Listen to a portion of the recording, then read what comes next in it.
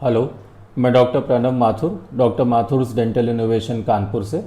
और आज हम लोग एक बहुत इम्पॉर्टेंट टॉपिक के बारे में बात करेंगे जिसको कि ओरल कैंसर बोलते हैं।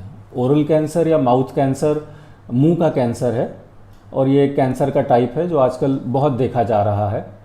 हम लोगों की ईटिंग हैबिट्स, लाइफस्टाइल समय के साथ चेंज होती जा रही हैं। हम लोग बाहर का खाना खा रहे हैं, तंबाकू खा रहे हैं, मसाला खा रहे हैं, सिगरेट पी रहे हैं। तो इन सब चीज़ों की वजह से ओरल कैंसर का प्रिवलेंस इंडिया में काफ़ी बढ़ गया है।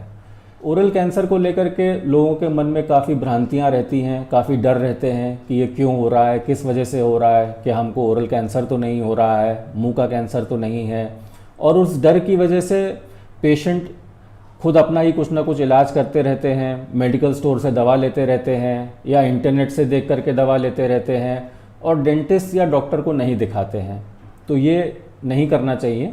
आपको मुंह में कुछ भी दिक्कत लगे, चाहे मुंह में कहीं बार बार घाव हो रहा है, कुछ कट रहा है या बार बार छाले हो रहे हैं, तो आपको जितनी जल्दी हो सके डेंटिस्ट या डॉक्टर को दिखाना चाहिए ताकि अगर कोई प्रॉब्लम हो रही है तो उसका तुरंत निदान हो सके। किसी भी बीमारी से डरने से कोई फ़ायदा नहीं है।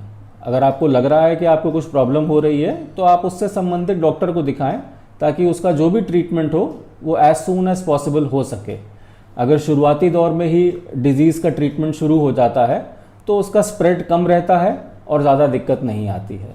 तो ओरल कैंसर के बारे में सबसे पहले ये जानना ज़रूरी है कि इसके क्या प्रमुख कारण हैं जिसकी वजह से ओरल कैंसर होने की संभावना बढ़ जाती है। तो जैसा कि ज़्यादातर लोग जानते हैं कि सबसे कॉमन कारण जो है वो है टोबैको। किसी भी तरह का तंबाकू का सेवन, तंबाकू हो, खैनी हो, गुटखा हो, पान मसाला, सिगरेट, बीड़ी, किसी भी तरह से अगर तंबाकू आपके मुंह के अंदर जा रही है तो वो कहीं ना कुछ दुष्प्रभाव दे रही है। तंबाकू में जो हार्मफुल केमिकल्स होते हैं उसकी वजह से हमारे मुंह के अंदर की जो चमड़ी है, जो स्किन है, ओरल म्यूकोसा जिसको बोलते हैं, वो डैमेज हो जाती है।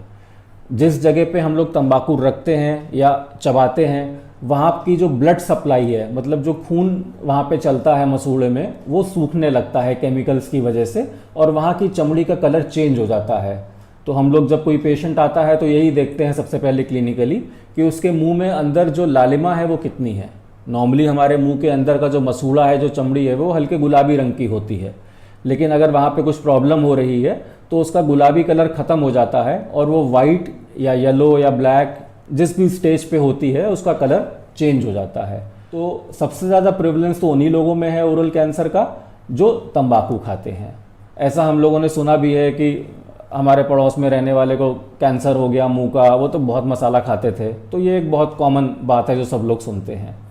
सेकंड सबसे कॉमन फैक्टर जो है वो है अल्कोहल। जो लोग नियमित रूप से शराब का सेवन करते हैं, काफ़ी मात्रा में शराब पीते हैं या लेते हैं, तो उन लोगों के भी मुंह का जो म्यूकोसा है वो उस अल्कोहल की वजह से उसमें स्ट्रक्चरल चेंजेस आ जाते हैं और उनके केस में ओरल कैंसर की प्रेवलेंस बढ़ जाती है। बाकी ऐसा ज़रूरी नहीं है कि हर आदमी जो अल्कोहल लेता है उसके ओरल कैंसर हो जाए या किसी तरह का कैंसर हो। ये तो आपके अपने शरीर की बनावट है। हर आदमी का शरीर अलग है, वो कितना लोड ले सकता है वो सब पे अलग अलग डिपेंड करता है। कोई पेशेंट ऐसा आता है जिसको सिर्फ 1 साल हुआ है मसाला खाते हुए और उसके ओरल कैंसर हो गया है। और कुछ लोग ऐसे होते हैं, आपने भी देखे होंगे, कि 25-25 साल से मसाला खा रहे हैं लेकिन उन्हें कुछ नहीं हो रहा है। तो वो उनकी शरीर की बनावट है कि वो क्या झेल पा रहे हैं। थर्ड मोस्ट कॉमन जो रीज़न है ओरल कैंसर का है वो स्पाइसेस है, यानी कि मसाले। हम जो रूटीन में खाना खाते हैं उसमें मसाले कितने हैं, मतलब हरी मिर्च, लाल मिर्च।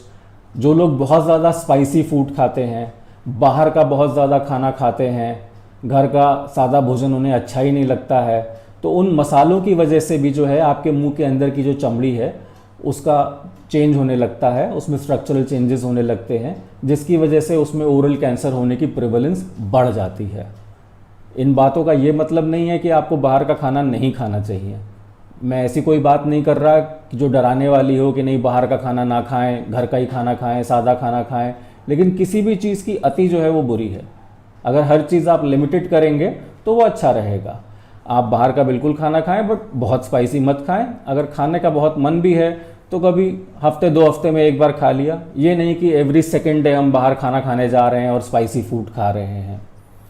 कुछ लोगों में ये भी देखा गया है कि उनके दांत समय के साथ जैसे घिस जाते हैं तो दांत शार्प हो जाते हैं। पेशेंट आके बताते हैं कि मेरे दांत नुकीले हो गए हैं, मैं जब खाना खाता हूँ या चबाता हूँ तो मेरा गाल कट जाता है बार बार, या मेरी जीभ कट जाती है। तो अगर एक ही जगह पे बार बार कुछ कट रहा है तो उस जगह पे भी जो है चेंजेस आ जाते हैं मसूड़े में और टिश्यू में, उससे भी ओरल कैंसर की प्रेवलेंस बढ़ जाती है। तो अगर आपको ऐसा लग रहा है कि आपके दांत नुकीले हो रहे हैं या गाल काट रहे हैं, मसूड़ा काट रहे हैं, तो आपको अपने डेंटिस्ट को दिखा के उसको ठीक करवाना चाहिए। Next common reason oral cancer का उन लोगों में पाया जाता है जो किसी तरह की बत्तीसी पहनते हैं, चाहे वो पार्शियल डेंचर हो या कंप्लीट डेंचर हो। तो जैसे हम लोग बत्तीसी पहनते हैं, मरीज़ बत्तीसी पहनते हैं, तो समय के साथ साथ वो बत्तीसी ढीली होती है, क्योंकि एज के साथ साथ आपकी हड्डी और मसूड़े का नाप चेंज होता है। जैसे जैसे एज बढ़ती है आपकी हड्डी कम होती जाती है, सिकुड़ती जाती है, और मसूड़ा भी सिकुड़ता जाता है। तो जो डेंचर आज से 5 साल पहले बना है वो उस दिन के नाप के हिसाब से बना था। 5 साल में आपका हड्डी और मसूड़ा चेंज हो गया तो अब वो डेंचर लूज हो गया है। तो आप जब भी भोजन करते हैं या चबाते हैं तो वो डेंचर जो है आपके मसूड़े पे बार बार हिट करता है, क्योंकि वो लूज है। अगर टाइट डेंचर रहेगा तो वो हिट नहीं करेगा, वो फिक्स रहेगा एक जगह पे। तो लूज डेंचर जो है वो बार बार एक ही जगह पे हिट कर रहा है, दिन में 50 बार 100 बार, तो उस जगह की भी जो है ब्लड सप्लाई और टिश्यू में चेंज आ जाता है। तो जहाँ भी जो है टिश्यू में चेंज आ रहा है मुंह के अंदर, जो कि कंटिन्यूअस है और काफ़ी लंबे समय तक है, वहाँ पे ओरल कैंसर होने की संभावना बढ़ जाती है। तो ये सब हमने जिन कारणों को डिस्कस किया कि जिनकी वजह से अभी मुंह का कैंसर या ओरल कैंसर होने की संभावना बढ़ जाती है, तो अगर हम थोड़ा सतर्क रहें, अपने खान पान का ध्यान रखें, अपने मुंह के अंदर होने वाले किसी भी चेंज को ध्यान से देखें और तुरंत अपने नज़दीकी डॉक्टर को दिखाएं, तो जल्दी ऐसी दिक्कत किसी को नहीं आती है।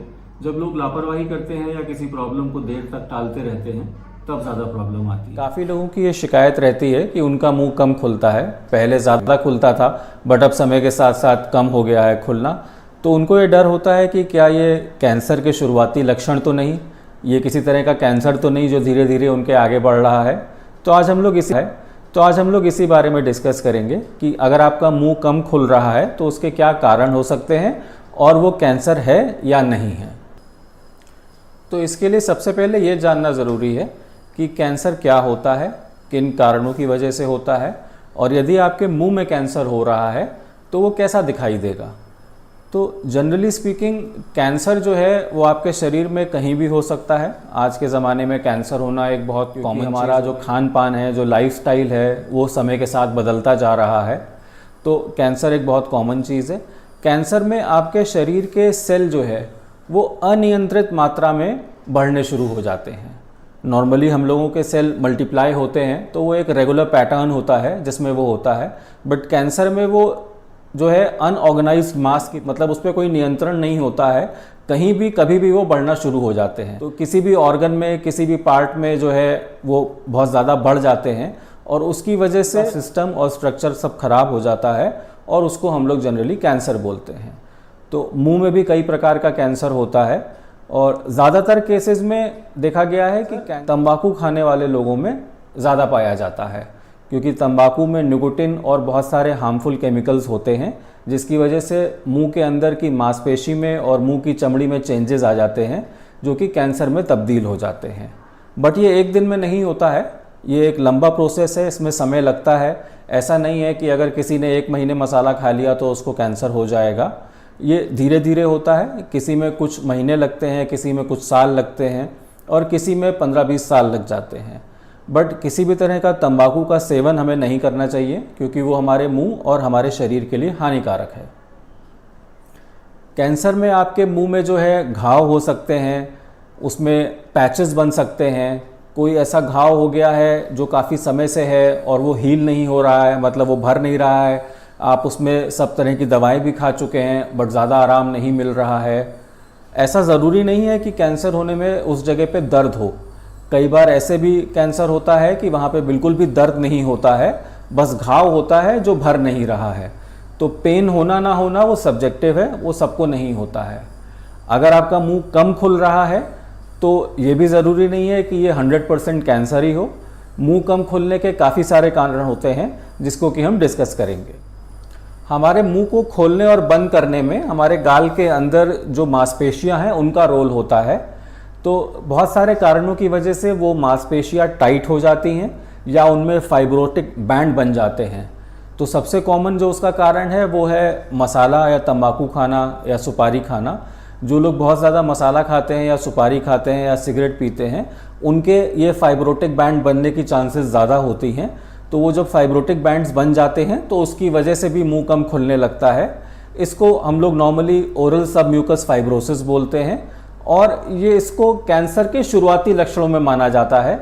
लेकिन इसमें अच्छी बात यह है कि यदि समय पे आप अपनी हैबिट बंद कर दें और उसका प्रॉपर ट्रीटमेंट लें तो ये चीज़ जो है रिवर्सिबल है, मतलब ये वापस ठीक हो जाती है। कुछ लोगों में खाने वाली दवा दी जाती है जिसको कि मरीज़ कुछ महीने खाते हैं, उससे ठीक हो जाता है।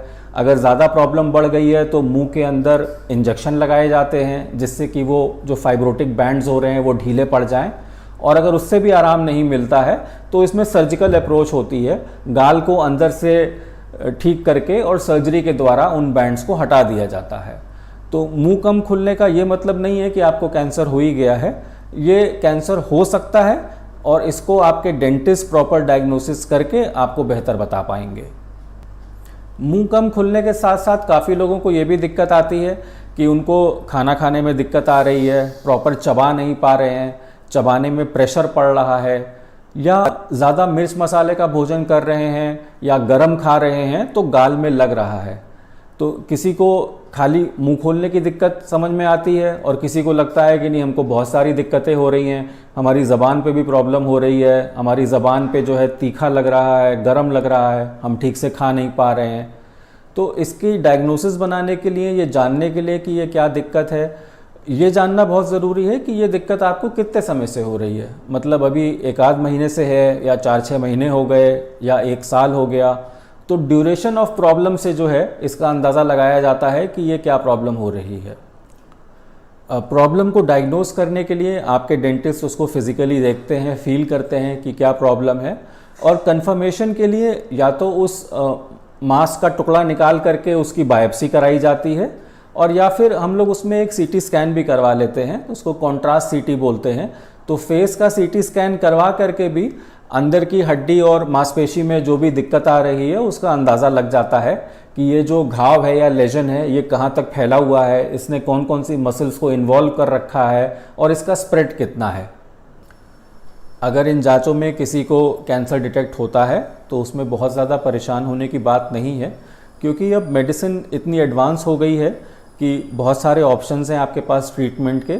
कीमोथेरेपी करी जाती है जिसमें कि दवाएं चढ़ाई जाती हैं पेशेंट्स को, रेडियोथेरेपी करी जाती है जिसको कि नॉर्मल सिकाई बोला जाता है, उसमें रेडिएशन दी जाती है, और लास्टली सर्जरी करी जाती है। तो जनरली ये देखना पड़ता है कि जो कैंसर है उसका स्प्रेड कितना है, वो एक किसी ऑर्गन में या किसी एक जगह पे लिमिटेड है या पूरे शरीर में फैल गया है। अगर लिमिटेड है तो उसकी प्रोग्नोसिस बहुत अच्छी है, मतलब उसको आप जल्दी से ठीक कर सकते हैं और उसके वापस आने की चांसेस भी कम होती हैं। हाँ, अगर वो पूरे शरीर में फैल गया है तो उसकी सिवेरिटी थोड़ी ज़्यादा है, लेकिन उसका भी मैनेजमेंट अगर सही समय पे हो जाए तो ठीक हो जाता है। तो अगर आपका मुंह कम खुल रहा है तो उसमें बिल्कुल भी पैनिक करने की ज़रूरत नहीं है। आप अपने नियरेस्ट डेंटिस्ट को दिखाएं और जो उसका प्रॉपर मैनेजमेंट हो वो करें। ओरल कैंसर यानी कि जो मुंह का कैंसर होता है वो एक बहुत ही कॉमन प्रकार का कैंसर है जो कि हमारे देश में काफ़ी पाया जाता है। साधारणतः कैंसर जो है वो खान पान की वजह से होता है। जो लोग ज़्यादा सिगरेट पीते हैं, तंबाकू खाते हैं, गुटखा खाते हैं, या जिनका लाइफस्टाइल और खान पान ऐसा है कि वो रोज़ बाहर का खा रहे हैं, स्पाइसी फूड खा रहे हैं, बहुत ज़्यादा जो है मिर्च मसाला यूज़ करते हैं, तो उन केसेस में कैंसर का प्रेवलेंस ज़्यादा देखा गया है।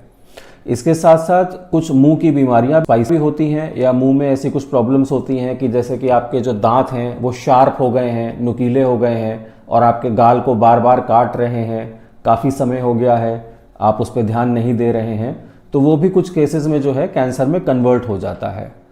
तो ओरल कैंसर की हम लोग बात करेंगे और हम लोग ये बात करेंगे कि कैसे हम सेल्फ एग्जामिन कर सकते हैं ओरल कैंसर को, मतलब हम घर पे स्वयं अपने मुंह की कैसे जांच कर सकते हैं। क्योंकि जैसा कि सबको पता है कि prevention is better than cure, तो इसके पहले कि कोई दिक्कत हो और हमें परेशानी का सामना करना पड़े, हम खुद ही जो है अपने घर में ओरल कैंसर को सेल्फ एग्जामिन कर लें।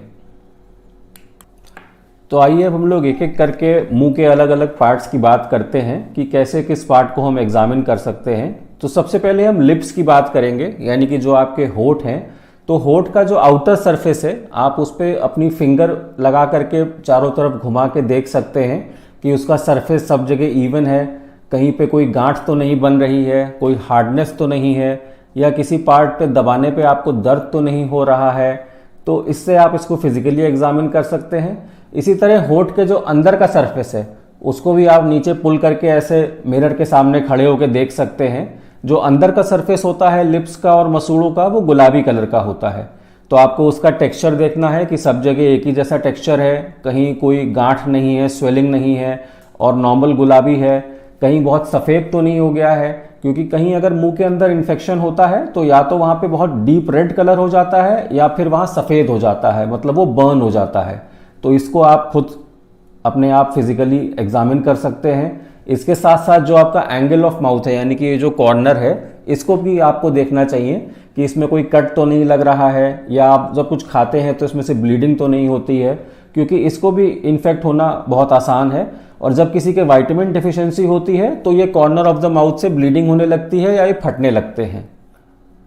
तो मुंह के अंदर के जो भी स्ट्रक्चर हैं उसका आपको रेडनेस देखना है, उसका टेक्सचर देखना है, उसमें ये देखना है कि कहीं स्वेलिंग तो नहीं हो रही है, कहीं छाला तो नहीं बन रहा है, या बर्निंग सेंसेशन तो नहीं है, आप बहुत ज़्यादा मिर्च मसाला नहीं खा पा रहे हैं, या बहुत गर्म खाना नहीं खा पा रहे हैं। तो ये सब जो है वो शुरुआती लक्षण हैं जो कि काफ़ी सारी चीज़ों में हो सकते हैं। ज़रूरी नहीं है कि ये कैंसर ही हो, बट ये एक अलार्मिंग चीज़ें हैं। अगर आपको ये 3 से 4 हफ्ते से ज़्यादा तक परसिस्ट कर रही हैं तो आपको अपने नियरेस्ट डेंटिस्ट को दिखाना चाहिए।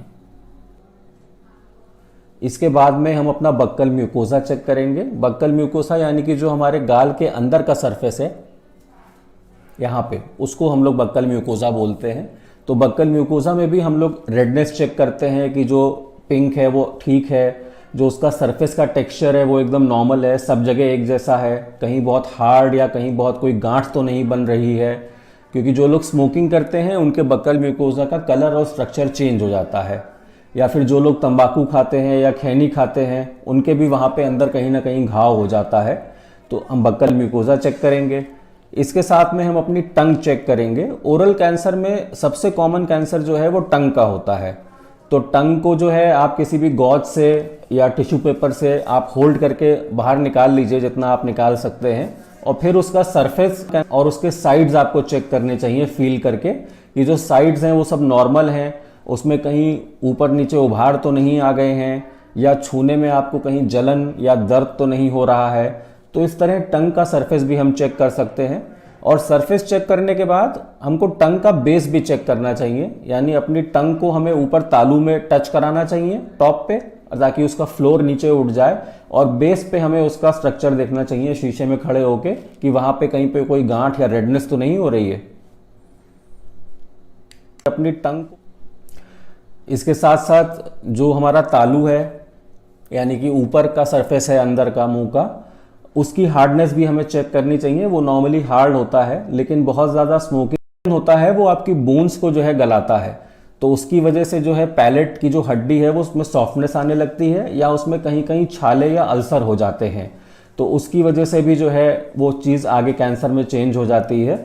तो इसको हम लोग प्री कैंसरस लेजन में लेते हैं। तो आपको अपना पैलेट चेक करना चाहिए, और पैलेट के साथ साथ आप अपनी नेक भी चेक कर सकते हैं कि जैसे आपकी नेक है तो आप दोनों तरफ से उसको टच करके देखें कि सब तरफ से जो है वो स्ट्रक्चर एक जैसा दिख रहा है, कहीं आपको कान के नीचे या इधर दांत के पीछे कोई हार्डनेस या स्वेलिंग तो नहीं लग रही है।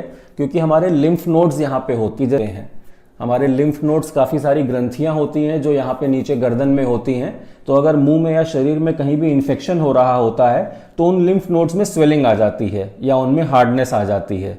तो वो लिम्फ नोड्स आपको अपने आप खुद चेक कर सकते हैं। और लिम्फ नोड्स चेक करने के लिए हमने एक अपना अलग वीडियो अपलोड कर रखा है, आप उसे जाके हमारे चैनल पे देख सकते हैं। तो हम अपना नेक चेक करेंगे, नेक में कोई स्वेलिंग या लंप है वो चेक करेंगे। इसके साथ साथ हमें अपने गले के अंदर जो टॉन्सिल होते हैं वो भी चेक करते रहना चाहिए। टॉन्सिल चेक करने के लिए आप शीशे के सामने खड़े हो जाइए और बड़ा मुंह खोल के आपको आ करके बोलना है। तो उससे के अंदर आप जब पीछे देखेंगे तो ऊपर गले में टॉन्सिल आपका लटक रहा होगा, जिसको हिंदी में कौवा बोलते हैं और साइंटिफिकली उसको यूवुला बोलते हैं। तो टॉन्सिल जो है वो वाइब्रेट करता है जब आप बोलते हैं। तो अगर आपके कोई भी प्रॉब्लम हो रही है ओरल कैंसर टाइप की, तो या तो वो टॉन्सिल का शेप चेंज हो जाएगा या उसका कलर चेंज हो जाएगा। तो उससे आपको एक आइडिया लगेगा कि आपके मुंह में कोई प्रॉब्लम हो रही है। जब हम लोगों को थ्रोट इन्फेक्शन होता है, सर्दी खांसी जुकाम होता है, तब भी हमारा टॉन्सिल जो है उसमें स्वेलिंग आ जाती है, वो इनलार्ज हो जाता है। तो डॉक्टर कई बार आपसे बोलते हैं सर्दी की मुंह खोलिए और आपको टॉर्च लगा के देखते हैं अंदर, वो आपके टॉन्सिल ही देख रहे होते हैं। तो अगर मुंह में कोई भी इन्फेक्शन हो रहा है, कोई प्रॉब्लम हो रही है, तो टॉन्सिल में फर्क पड़ता है। तो ये हमने कुछ पॉइंट्स डिस्कस करे जिससे कि हम खुद सेल्फ एग्जामिन कर सकते हैं अपनी ओरल कैविटी को, अपने मुंह को, और समय समय पे हमें एग्जामिन करते रहना चाहिए ताकि अगर कोई कर सके हमारे मुंह में प्रॉब्लम हो रही है, कोई दिक्कत हो रही है, तो हम उसको देख सकें और उससे संबंधित डॉक्टर या डेंटिस्ट के पास जा सकें। हमने अपने लास्ट वीडियो में ओरल कैंसर के प्रमुख लक्षण और सिम्टम्स के बारे में डिस्कस किया था। अगर वो आपने नहीं देखा है तो आप कमेंट सेक्शन में उसका लिंक लेकर के उसको देख सकते हैं कि कैंसर होने के मुख्य कारण क्या होते हैं। तो आज हम लोग इसके ट्रीटमेंट के बारे में बात करेंगे कि अगर आपको लग रहा है कि आपको ओरल कैंसर हो गया है और आपके डेंटिस्ट ने या डॉक्टर ने कंफर्म किया है, तो उसका हम लोग मैनेजमेंट कैसे करते हैं। तो सबसे पहले तो ये जानना ज़रूरी है कि ओरल कैंसर होने से पहले जो स्टेज होती है उसको बोलते हैं प्री मैलिग्नेंट लेजन्स, मतलब कैंसर के पहले की कंडीशन। तो उसमें जो है थोड़े थोड़े लक्षण आने लगते हैं मुंह में, जिसको कि देख करके आपके डेंटिस्ट ये बता सकते हैं कि आपके अब दिक्कत शुरू हो गई है और आपको अपनी जो भी आदत है या हैबिट है उसको बंद कर देना चाहिए। जैसे कि जो लोग तंबाकू खाते हैं, मसाला खाते हैं या बहुत ज़्यादा अल्कोहल लेते हैं या जो भी वजह है जिसकी वजह से वो प्रॉब्लम आ रही है, तो आपको वो हैबिट छोड़ देनी है। अगर इनिशियल स्टेजेस पे जब प्री मैलिग्नेंट लेजन हो रहा है तभी अगर हम हैबिट को बंद कर देते हैं तो वो पूरा रिवर्सिबल होता है, वो वापस ठीक हो जाता है। ऐसा नहीं है कि एक बार कुछ हो गया तो अब वो ख़त्म नहीं होगा, वो आगे बढ़ता जाएगा। अगर वो इनिशियल स्टेजेस पे है, आपने उस चीज़ पे ध्यान दिया है और अपने डेंटिस्ट को दिखाया है और उन्होंने आपको उसके लिए सपोर्टिव मेडिसिन्स दी और आपने अपनी हैबिट बंद कर दी, तो कुछ समय में आपका मसूड़ा और जो सॉफ्ट टिश्यू है वो नॉर्मल हो जाता है और एकदम हेल्दी हो जाता है। तो इसलिए उसमें शुरुआत में घबराने की बात नहीं है कि हमारा ऐसा हो गया है, हमको अब ठीक नहीं होंगे हम। तो इनिशियली अगर आप मैनेजमेंट कर लेंगे तो ठीक हो जाएगा। तो वो आपके डेंटिस्ट आपको बताएंगे। बस आपको ये सचेत रहना है कि अगर आपको मुंह में कोई दिक्कत हो रही है, कहीं बार बार कट रहा है, घाव हो रहा है या कोई छाला है जो बार बार कई महीनों से निकलता जा रहा है, तो आपको तुरंत अपने डेंटिस्ट को दिखाना है और वो जो भी जांच करना चाहेंगे उसमें जांच करेंगे। जैसे नॉर्मली बायोप्सी करी जाती है, उसमें जो मसूड़े का थोड़ा टुकड़ा है, सॉफ्ट टिश्यू है, वो निकाल के जांच के लिए भेजा जाता है। तो उससे कन्फर्मेटरी डायग्नोसिस हो जाती है कि इसमें आपको कुछ भी नहीं हो रहा है। अब इसके सेकेंड एस्पेक्ट पे बात करते हैं कि जांच में और डेंटिस्ट को दिखाने के बाद आपको ये पता चल गया है कि आपके ओरल कैंसर की शुरुआत हो गई है, तो अब उसका मैनेजमेंट कैसे होगा। तो इसकी कंफर्मेशन के लिए और ये पता करने के लिए कि वो कैंसर जो है आपके मुंह के किस भाग में फैल गया है, कितना फैला है, अंदर की हड्डी कितनी इन्वॉल्व हो गई है, कुछ जांच कराई जाती हैं। जैसे कि सीटी स्कैन कराया जाता है, एमआरआई कराया जाता है और पेट स्कैन कराया जाता है। होल बॉडी पेट स्कैन कराते हैं कैंसर के पेशेंट्स में, ताकि ये पता चले कि मुंह के अलावा किसी और भाग में तो नहीं वो स्प्रेड हो रहा है, किसी और दूसरी जगह चला गया हो। क्योंकि हमारे गर्दन के नीचे यहाँ दोनों साइड लिम्फ नोड्स होते हैं, तो ओरल कैंसर जो है यहाँ के लिम्फ नोड्स में सबसे जल्दी फैलता है और फिर इन लिम्फ नोड्स के थ्रू बाकी पूरे शरीर में चला जाता है। तो जब भी आप किसी डेंटिस्ट के पास जाएंगे या डॉक्टर के पास जाएंगे तो वो आपके लिम्फ नोड्स ज़रूर चेक करेंगे यहाँ के। उसमें ऐसे सर नीचे करके पेशेंट को सीधे बिठाया जाता है और यहाँ पे नीचे पैल्पेट किया जाता है और देखा जाता है कि यहाँ पे जो ग्रंथियाँ हैं वो कितनी हार्ड हो गई हैं, क्या उसमें गांठ बन गई है। तो उससे आइडिया लगता है कि लिम्फ नोड इन्वॉल्वमेंट है कि नहीं है। तो जब उसकी मैनेजमेंट होता है, जब सर्जरी होती है ओरल कैंसर की अगर आगे, तो उसमें ओरल कैंसर की सर्जरी के अलावा लिम्फ नोड्स को भी हटाते हैं यहाँ के, तो वो अच्छा रहता है, उससे आगे स्प्रेड नहीं होता है। और यहाँ के गर्दन के नीचे के लिम्फ नोड्स हटाने में ऐसी कोई प्रॉब्लम भी नहीं आती है। वो एक माइनर सी सर्जरी है जो कि ओरल कैंसर की सर्जरी के साथ में ही कर दी जाती है, उसके लिए अलग से आपको कुछ नहीं करना पड़ता है। तो अगर इनिशियल स्टेजेस का ओरल कैंसर है तो ज़्यादातर केसेस में सिर्फ सर्जरी से ही ठीक हो जाता है। जितना हिस्सा खराब हो गया होता है मसूड़े का, हड्डी का जितना गल गया या सड़ गया है उसको हटाया जाता है और चारों तरफ जो है क्लियर मार्जिन्स निकाले जाते हैं, मतलब बिल्कुल साफ मसूड़ा या हड्डी छोड़ी जाती है ताकि उसमें आगे दोबारा प्रोग्रेस करने की चांसेस ना रहें। उन केसेस में जिसमें कि थोड़ा एडवांस हो गया है उसमें सर्जरी के बाद नॉर्मली डॉक्टर्स रेडियोथेरेपी करवाते हैं जिसमें कि रेडिएशन दी जाती है ऊपर से, और जहाँ जहाँ वो स्प्रेड ज़्यादा हुआ है वहाँ पे उसको रेडिएशन से ही ख़त्म कर दिया जाता है। अब सबसे ज़्यादा जो एडवांस केस होते हैं उसमें सर्जरी, रेडियोथेरेपी और कीमोथेरेपी तीनों का काम होता है। तो वो आपके डॉक्टर जो हैं, जो ऑन्को सर्जन है, वो डिसाइड करते हैं कि पहले क्या करना है। किसी किसी केस में सर्जरी करके फिर रेडियो कीमो होती है और किसी किसी केस में शुरुआत में थोड़ी कीमोथेरेपी कर देते हैं ताकि जो डिजीज़ है वो थोड़ा लिमिट हो जाए और फिर सर्जरी करें ताकि आउटकम अच्छा रहे। तो ये आपके डॉक्टर बेहतर समझते हैं कि उसमें आपके लिए क्या करना उचित रहेगा। ओरल कैंसर या फेस की सर्जरी में सबसे ज़्यादा डर लोगों को ये होता है कि अगर हमारा एक तरफ का हड्डी हटा देंगे, जबड़े की सामने की हटा देंगे तो हमारा चेहरा ख़राब हो जाएगा, देखने में बहुत ख़राब लगेगा, हम समाज में कैसे घूमेंगे। तो उसमें भी ज़्यादा चिंता करने की बात नहीं है। डेंटल सर्जन्स के साथ प्लास्टिक सर्जन काम करते हैं और यहाँ पे आपके फेस की अगर कोई हड्डी हटाई जाती है जो कि ख़राब है तो उसको रिकन्स्ट्रक्ट किया जाता है। आपके शरीर के किसी दूसरे भाग से, पैर से या हाथ से, जहाँ से भी वो बेहतर समझते हैं, वहाँ से हड्डी का टुकड़ा निकाला जाता है और आपकी फेस पे उस हड्डी को प्लांट कर दिया जाता है और उसको ऊपर से रिकन्स्ट्रक्ट कर देते हैं प्लास्टिक सर्जरी के द्वारा, ताकि जितना भी पॉसिबल हो वो देखने में नॉर्मल लगे। तो उसमें ऐसी कोई चिंता की बात नहीं है। वो पूरी टीम ऑफ डॉक्टर्स वर्क करती है और जो बेस्ट हो सकता है वो आपके लिए किया जाता है। अब बहुत लोगों के ये सवाल होते हैं कि हमारी ओरल कैंसर की सर्जरी हो चुकी है, हमारा इलाज हो चुका है, तो उसके बाद हमें किन चीज़ों का ध्यान रखना है कि हमारी हेल्थ अच्छी रहे और हमें दोबारा ये प्रॉब्लम ना आए। तो सबसे इम्पॉर्टेंट सर्जरी के बाद तो ये है कि आपकी जो डाइट है वो बहुत हेल्दी होनी चाहिए। आपको जंक फूड का कम से कम इस्तेमाल करना चाहिए, घर का बना हुआ सादा भोजन ही करना चाहिए ताकि आपकी हेल्थ अच्छी रहे। पानी जो है काफ़ी पीना चाहिए क्योंकि हाइड्रेशन का बहुत रोल है सर्जरी के बाद। आपके शरीर में जितना पानी जाएगा उतना जो है टॉक्सिक पदार्थ जो है बाहर निकलेंगे। तो शरीर को साफ़ सुथरा और हेल्दी रखने में adequate amount of water intake का बहुत इंपॉर्टेंट रोल है। एवरेज 3 से 4 लीटर पानी जो है पीना चाहिए पेशेंट को ताकि उनका शरीर साफ़ रहे। मूवमेंट जो है पेशेंट का कम से कम करवाना चाहिए सर्जरी के बाद। जैसे अगर आप किसी दूसरे शहर में जा कर के पेशेंट की सर्जरी करवा रहे हैं तो कोशिश ये करनी चाहिए कि आप करीब 1 महीने के लिए वहीं पे अकोमोडेशन ले लें अस्पताल के पास, ताकि बार बार पेशेंट को आने जाने का मूवमेंट ना हो, क्योंकि मूवमेंट कराने में पेशेंट को भी तकलीफ होगी और जितनी बार पेशेंट आएंगे जाएंगे उनको इन्फेक्शन लगने का भी खतरा है।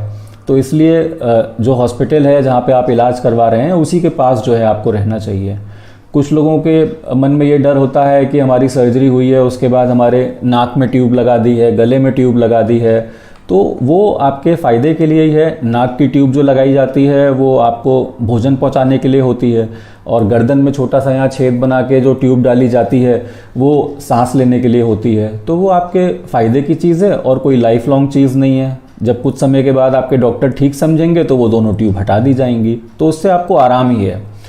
एक इम्पॉर्टेंट बात ये भी है सर्जरी में कि आपके जितने भी पर्चे हैं, जितनी भी जांच की रिपोर्ट्स हैं, उनको आपको संभाल के रखना चाहिए क्योंकि कई साल तक उनकी ज़रूरत पड़ती रहती है।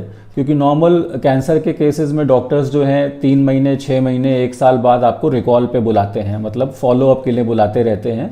तो आपसे वो पुरानी रिपोर्ट भी मांगते हैं कि इसमें हम देखें तब में और अब में क्या फ़र्क है। तो आपको अपने सारे कागज़ जो है फाइल करके प्रॉपरली रखने चाहिए डेट वाइज। जिन लोगों का मेडिक्लेम है या इंश्योरेंस है उनको भी अपने सारे पेपर्स और बिल संभाल के रखने पड़ते हैं क्योंकि इंश्योरेंस कंपनी वाले भी कभी भी कोई पेपर मांग लेते हैं। इसके अलावा जैसा कि मैंने पहले कहा कि कैंसर जो है वो एक लंबी जंग है। वो ऐसा नहीं है कि आपने एक बार इलाज करवा लिया और ठीक हो गया।